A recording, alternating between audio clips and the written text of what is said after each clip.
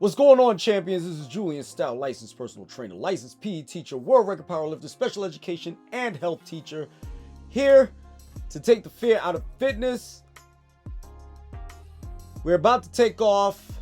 Class is in session. Yo, I am incensed right now.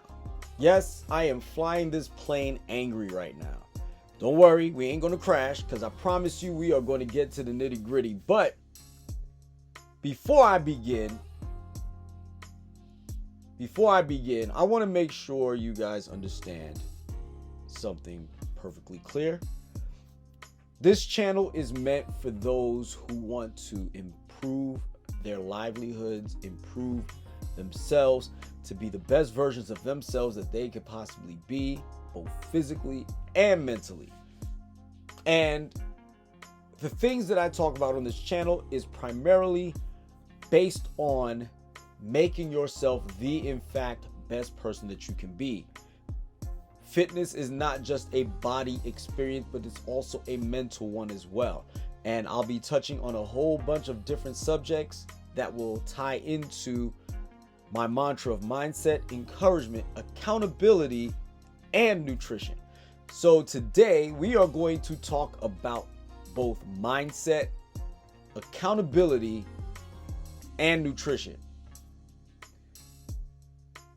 I am incensed right now because I've done a video about how people are taking diabetic medication as a means of weight loss. Well, news flash, they are now trying to pass this down to kids as young as 6.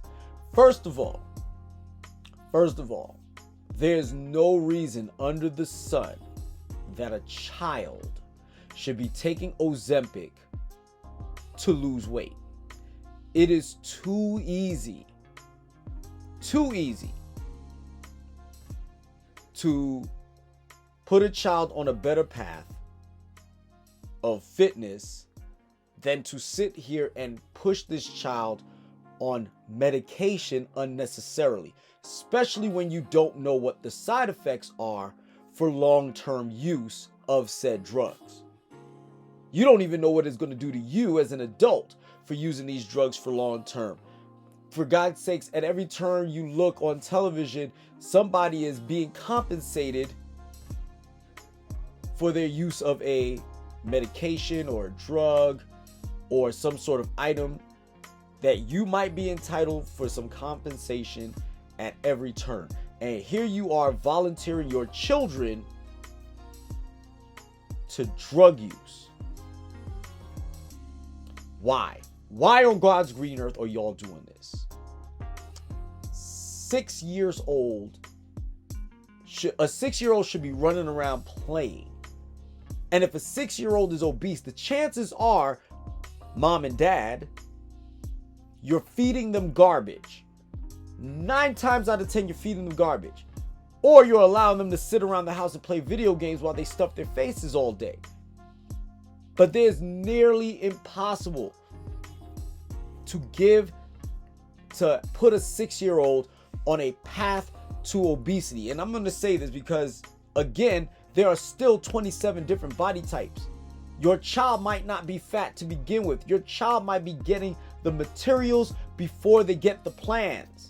How many times have you been on a building site and you've seen materials being laid out, but there's no building yet? Because they didn't get the plans just yet. But there's a crap ton of materials laying out on some job site. It's clearly evident the plans are not there yet. But the building materials are, because somebody knows what's going to be built on that site. And I'm trying to tell you that somebody knows, with the right effort, the right skills, somebody knows what is your child's build, their true build. And for you to be so desperate, living vicariously through your children to the point where you're going to turn around and drug your children to try to be something that they may not necessarily have to be, especially at that age, you're dooming your children to a life of ineptitude. Mediocrity and sloth. I'm saying that because a 6-year-old should be running and playing. Running and playing, running and playing. Learning from their peers, playing. Some 6-year-olds are going to be bigger than others. I should know. I wasn't it. My son was. And it just so happens that, you know what? The materials got there before the plans. Now he's 6'5".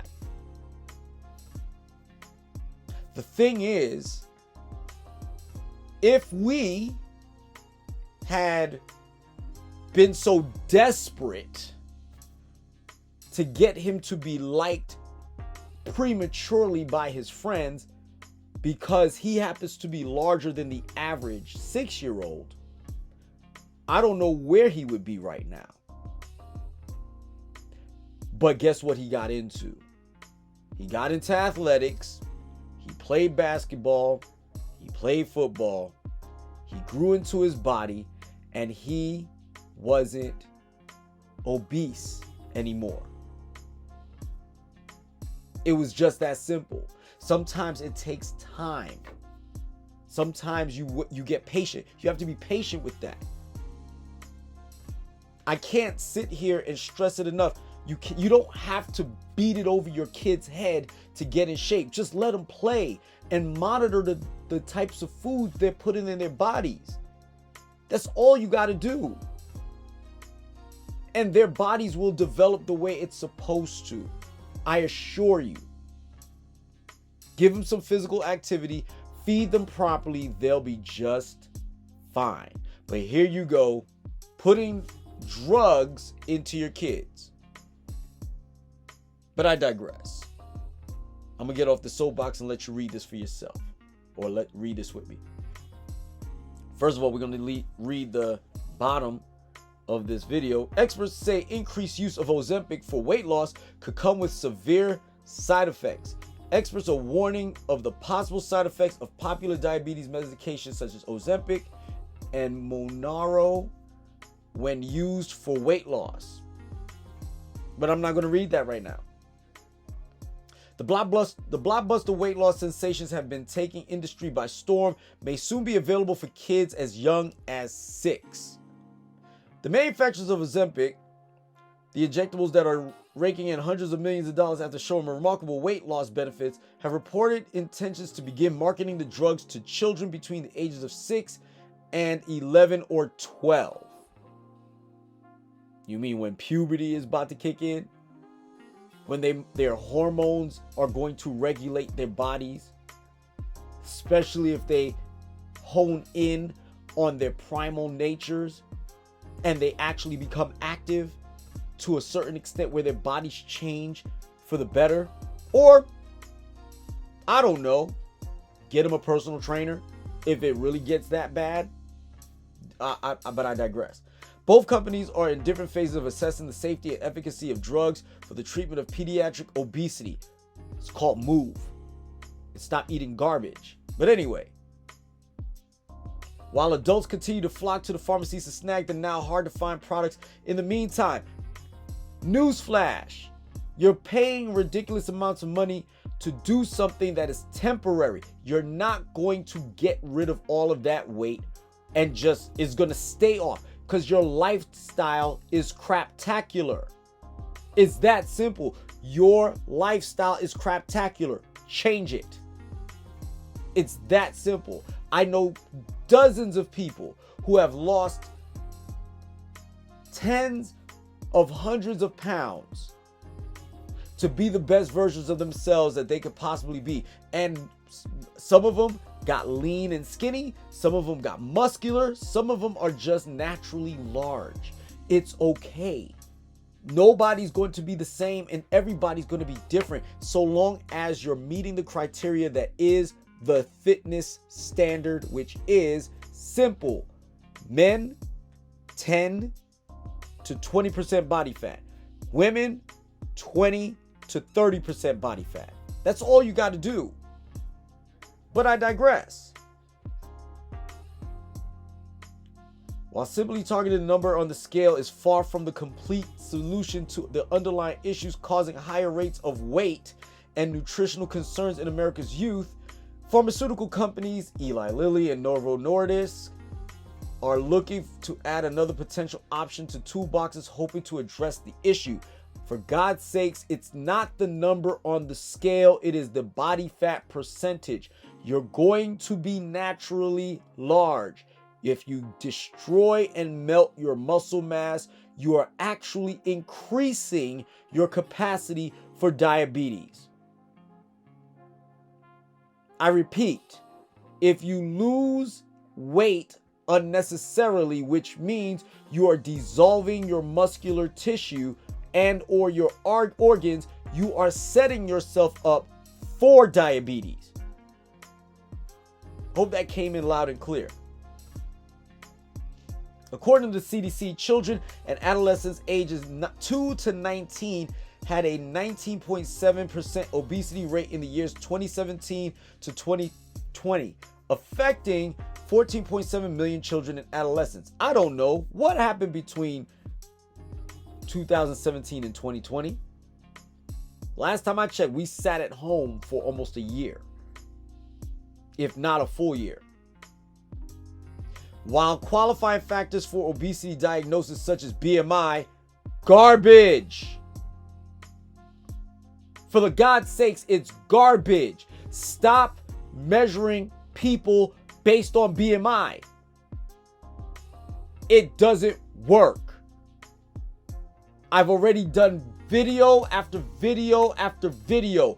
BMI is not meant to be used on an individual basis. It's meant to be used as a, what's the word I'm looking for? Anthropologic purpose. It's not meant to be used on a one-on-one basis because everybody is different. Shaquille O'Neal is not Kevin Hart. Eva Longoria is not Queen Latifah.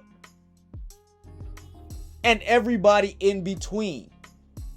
Everybody's going to be different because somebody's dad is Shaquille O'Neal. Somebody's dad is Kevin Hart. Somebody's mom is Eva Longoria. Somebody's mom is Queen Latifah. You're not going to have the same bodies.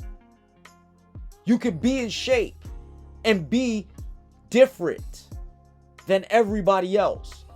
There's 27 different forms that you can be in order to be the best version that you can be. And here you are using BMI on children to determine whether or not they are worthy of a drug to make them lose weight. Okay, I digress. Drug tests overlook overweight people. For the 40% of Americans with obesity, medications may be given at wrong dose. How about no dose? Unless you are a legit diabetic.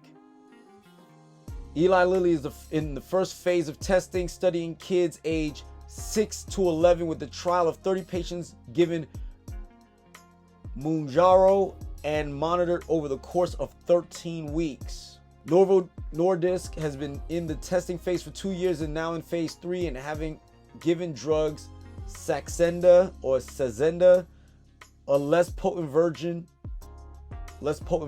of the drug Wegovy, to children with obesities aged 6 to 12 years old in relatively small trials of less than 100 participants. This trial also included advice on healthy eating and staying active given by pediatricians to participants. Guess what? Why not just give them the healthy eating and staying active part and see what it does instead of giving them the damn drug?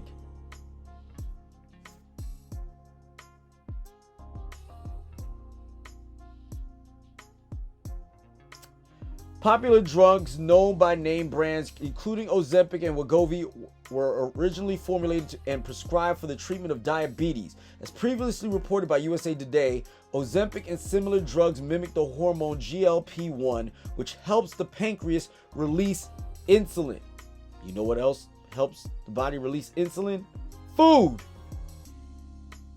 So basically, you're tricking your body into believing you ate food so that you could boost your insulin levels, so that way you could drop your blood sugar levels, which means your body fat percentage is going to possibly drop in order to mitigate the sugar loss that you already experienced. But guess what could also happen? Blood sugar crash, hypoglycemia. But I digress. And also, isn't diabetes insulin resistance? So wouldn't that mean that if you increase insulin production, you might tap out the pancreas? Just asking. I don't know nothing. Don't know. I'm just hypothesizing right now.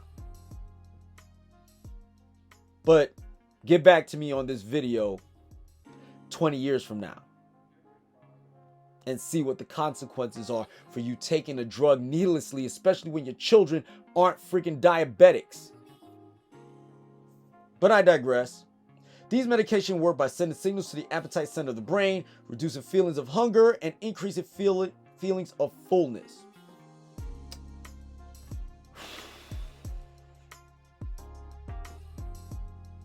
Fiber and protein does the same exact thing. Newsflash. While drugs such as Ozempic, Wegovy, and Mounjaro can help users lose 15% to 20% of their body weight on average, the medical community is still exploring the long-term implications and efficacy. So let's give it a go here. Let's say your kid is fat. How fat is they? How fat are they? Let's see.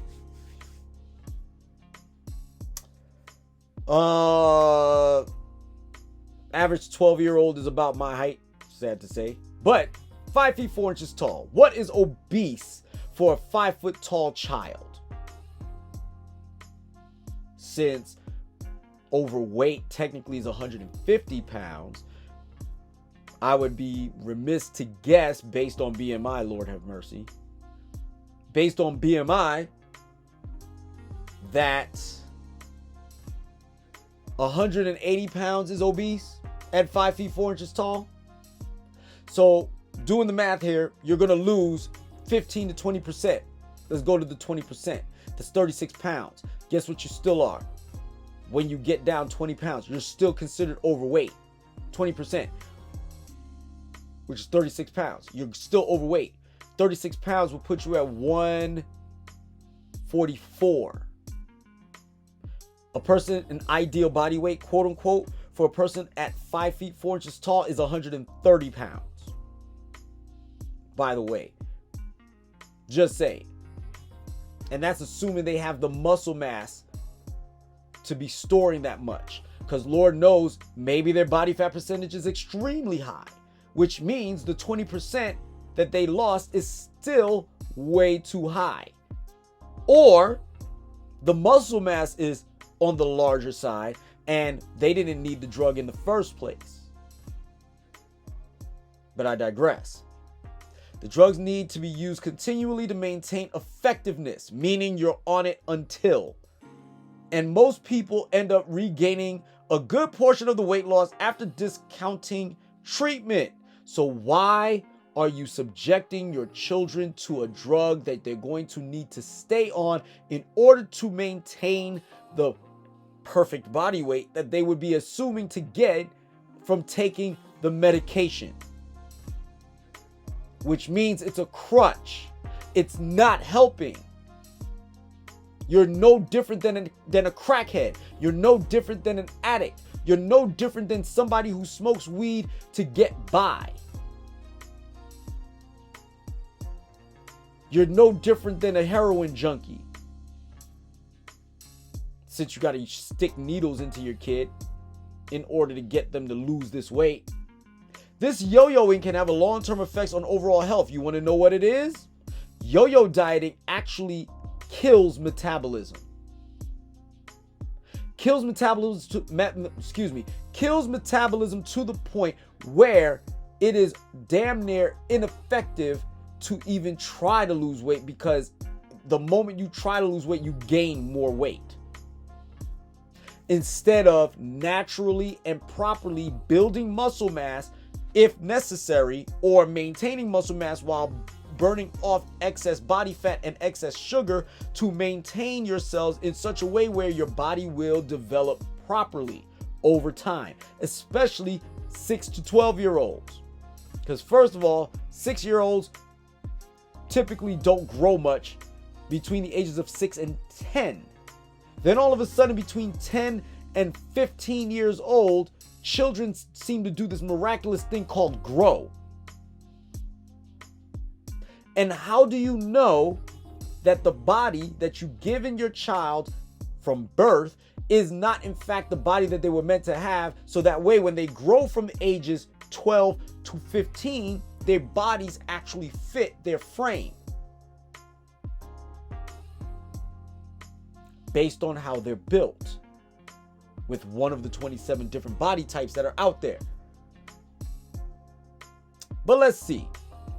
And more potentially dangerous symptoms also plague users, including an increased risk of thyroid cancer, acute pancreatitis, meaning swelling of the pancreas, stomach paralysis, meaning your stomach doesn't churn and doesn't empty properly, which means you might have to get your stomach pumped. Gallbladder disease, which means you're going to have your gallbladder removed, which means you can't digest fat anymore. Which means anytime you eat fatty foods that you probably are going to need, you're going to crap your pants because you're going to have excessive diarrhea.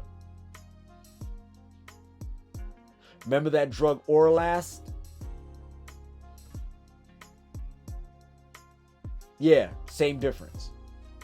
Low blood sugar, amazing. I actually said that earlier. I wasn't even reading the thing yet. Kidney injury, damage to the eyes, retina, and suicidal thinking or behavior. Oh yeah, like we are not already having that problem as it is with our children. More common side effects include things like nausea, diarrhea, and constipation. I'm done talking. I'm just done talking because it's like I know what I'm talking about. I'm just going to land this plane. I'm just going to land it. I'm just so incensed right now. I'm just going to land the plane. Guys,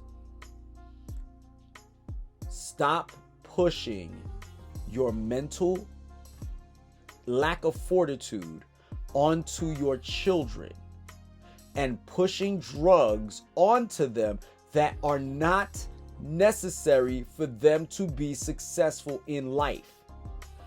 Stop buying garbage. Stop buying crap. Let them eat normally. Let them play outside and let them do what they have to do so that they can be the best versions of themselves possible. And maybe they'll teach you a thing or two so that you can be the best you. Guys, I appreciate your time. I know I ran a little long on this one, but I really needed to get this message off my chest because I can't believe how pathetic we are getting in our society. If you like what you heard, click the like button. If you didn't like what you heard, click the dislike button. I'm good either way. Don't forget to like, subscribe, share, follow me on Facebook, Instagram, and on YouTube. Click the subscribe buttons and all notifications so you can get everything I put out. Have a nice day. Be the best you. Class is Stoutt.